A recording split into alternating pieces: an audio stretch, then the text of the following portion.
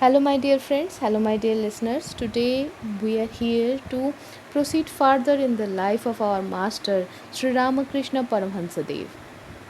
We came to know that Rani Rashmani, she had departed from this earthly world, from this material world, and now, after this divine character has been vanished or has been removed from the life of Sri Ramakrishna by the divine decision. But similarly, another character all of a sudden came into the presence into our master's life, and this character is named as Bhairavi Brambhani. Why she appeared, why this divine decision had been made so that she can come into the contact with our master Sri Ramakrishna Paramhansa Dev. Why? What we have learned from previous chapters, we came to know that our master, like a little child, he was opened up with all his doubts, all his queries in front of Vairavi Brahmani, and as a and like a really dear mother and very learned sadhika, not only in the spiritual practices but also in a textbook manner, she gave the answers to each and every doubts of our master. So was this doubt solving or problem solving or answer giving task was only assigned to our Bhairavi Brahmani or something else? To know that, let's proceed further. The relation of mother and son, which sprang up between them from their very first meeting, deepened as they became better acquainted. The Brahmani took up her residence in the Dakshineshwar temple. Both passed a great part of the day in the Panchavati in religious conversation. The Brahmani had dived deep into the various Hindu scriptures, especially the Tantras and Vaishnava literature. Besides, she had long practiced religious exercises which gave a great practical value to her book knowledge. The master's question as to his various experiences she would settle by quoting from authoritative texts wherein are recorded similar experiences of previous seekers after truth. All this had a reassuring effect upon Sri Ramakrishna's mind. Scarcely a week had passed when it struck Sri Ramakrishna that people might misunderstand his close association with the Brahmani. One day he threw out a hint to her to the effect. She agreed with him and decided to put up somewhere in the village whence she could come and go every day. She fixed her abode on Devamandala's ghat at Aryadaha, a couple of miles north of the Dakshineshwar temple. There was no difficulty about her food and requirements, for she soon won over the village people by her amiable personality. She used to go to see Sri Ramakrishna daily. The Brahmani, who was a Vaishnava devotee of a high order, was soon overpowered with Vatsalya Bhava or motherly attitude towards Sri Ramakrishna. She loved to feed him with various sweets and milk preparations as Yashoda did her son Sri Krishna.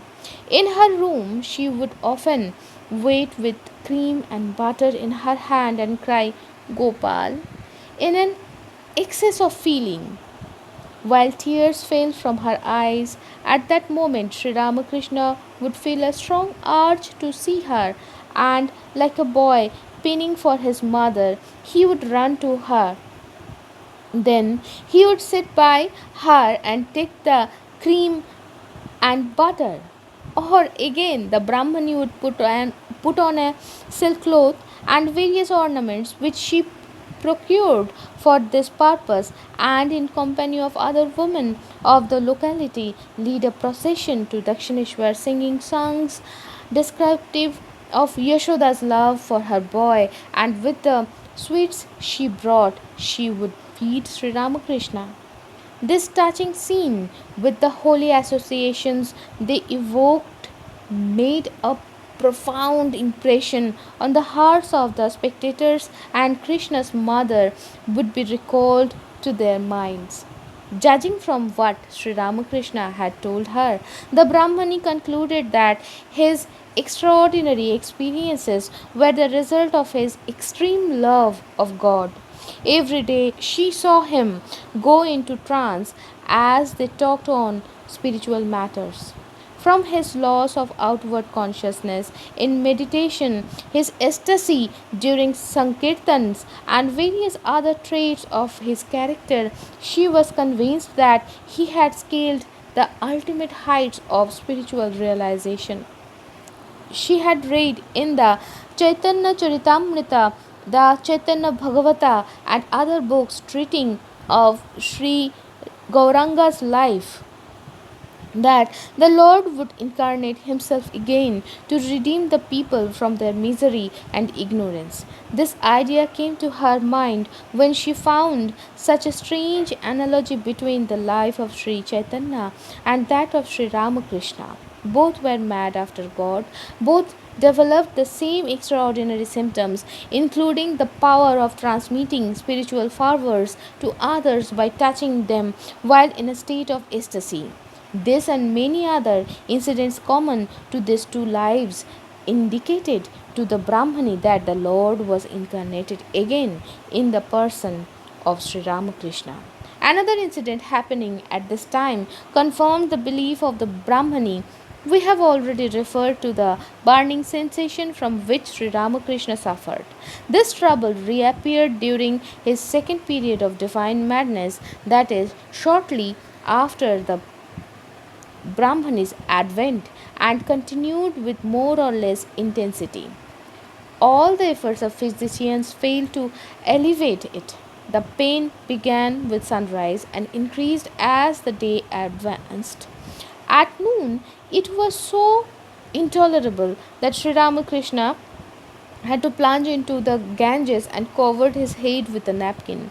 3 or 4 hours every day were spent this way. Fearing that too long immersion might lead to other troubles, he would come out of the water and lie on the marble floor after cooling it by rubbing with a wet cloth. Though experts and laymen all ascribed this malady to some internal disorder, the Brahmani found another cause for it. She diagnosed it as the effect of his strong yearning for God. She added on the evidence of scriptures that this symptom had been manifested in Sri Radha and in recent history in Sri Gauranga Deva when a tempest of divine emotion had blown over their minds. On scriptural authority, again she prescribed a curious remedy for it. The patient had only to wear a garland of fragrant flowers and paint his body with sandal paste. Of course, everybody ridiculed the idea as being preposterous, but Mathur thought that there was no harm in trying it. Accordingly, it was done. Great was the astonishment when Sri Ramakrishna completely recovered under the treatment in 3 days. Many would not give credit to the Brahmani's treatment and called it an accident. The incident was a further help to the Brahmani in identifying the soul that dwelt in Sri Ramakrishna's body. And when she heard of Sri Ramakrishna's vision of two boys coming out of his body on the way to Shihor, it made her assurance doubly sure. She concluded and told Sri Ramakrishna that this time Sri Chaitanya had appeared in the frame of his comrade Nityananda. So, my dear friends, today we are stopping here. So, we will find what happened, what was the actual goal or divine goal which was set for Bhairavi Brahmani to achieve. We will come to know in the next segment. Till then, I must say, be happy, be faithful to your faith, to the Almighty. Keep praying, and with all these positive thoughts, today I am bidding you all goodbye and saying Shubhamastu.